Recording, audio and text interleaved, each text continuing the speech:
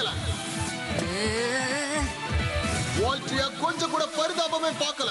ஒவ்வொரு வாட்டியும் மேல இருந்து வேகமா கீழே வந்து தாக்கிட்டு இருக்க. இந்த ரவுண்ட்ல நாம தான் ஜெயிக்க போறோம். ஆமா, வால்ட்ரியாக்கோட வேகம் அதிகரிச்சுக்கிட்டே இருக்கு. இப்போ அது நல்ல செய்தி சொன்னியே. ஆரோஸோடு எப்படியாவது சென்டர் பொசிஷனுக்கு வரணும்னு பாக்குது. ஆனா வால்ட்ரியா அட்டாக் பண்ணிக்கிட்டே இருக்கு. ஆரோஸோடு மறுபடியும் இடத்தை விட்டு நகர்ந்துருச்சு. திரும்ப அட்டாக் பண்ண வருது. எப்படியாவது ஸ்டேடியத்தை விட்டு வெளியில தள்ளிடு. அவன சொல்லி சொல்லி நொறுக்கிடு.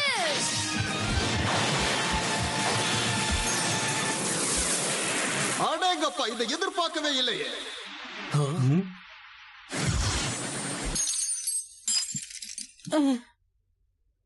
வால்ட்ரியாக் பஸ் பினிஷ் பண்ணிருக்கு. 2-0 என்ற முறையில வால்டா இந்த ரவுண்ட ஜெயிச்சிருக்காரு.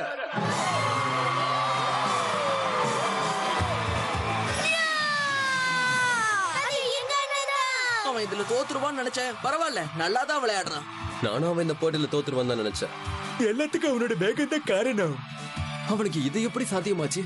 ஆனா நீ அதை நம்பித்தான் ஆகணும். உன் தம்பி இந்த போட்டியில தோத்து போயிட்டான். இதுக்கு வாய்ப்பே இல்ல, ஏதோ சாதகமா அமைஞ்சிடுச்சு. அப்படியா நினைக்கிற?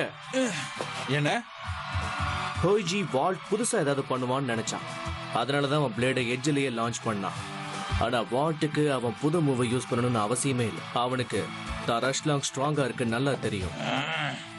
நாம இம்ப்ரூவ் பண்ணிக்கிறதுக்கு நிறைய விஷயம் இருக்கு. நம்ம பெஸ்ட் மூவ்ஸ்ல கூட அவன் ஸ்பீடை இன்க்ரீஸ் பண்ணிக்கிட்ட விதம் ரொம்ப அருமையா இருந்துச்சு. உண்மைதான். நானும் இனிமே பழைய மூவ்ஸையே ட்ரை பண்ண போறேன். நானும் சிறந்தவன் தானே. நான் சொல்ல வந்தது அது கிடையாது. என்னால இதை நம்பவே முடியல. என்ன மன்னிச்சு